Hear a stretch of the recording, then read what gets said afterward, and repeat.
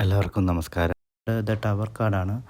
അത് പെട്ടെന്നുള്ളൊരു അവേക്കണിങ് അല്ലെങ്കിൽ ഒരു റിയലൈസേഷൻ, പെട്ടെന്നുള്ളൊരു മാറ്റം അതൊക്കെ ചിലർക്ക് ഉണ്ടാകുന്നുണ്ട്. അത് ചിലർക്ക് പെട്ടെന്ന് ഇങ്ങനത്തെ ഒരു മാറ്റം വരുമ്പോൾ ചിലർ ഭയപ്പെടും. അതിൻ്റെ ഒരു ആവശ്യമൊന്നും വേണ്ട. അപ്പോൾ അതൊരു ശരിക്കും ഒരു ഡിവൈൻ ആയിട്ടുള്ളൊരു ഇൻ്റർവെൻഷനാണ്. എന്തെങ്കിലും തകർന്നു പോകുന്നതെന്ന് തോന്നലുണ്ടാകും, പക്ഷേ അതിൻ്റെ പിന്നിൽ ഭഗവാന്റെ അല്ലെങ്കിൽ ഡിവൈൻ പർപ്പസ് ഉണ്ട്.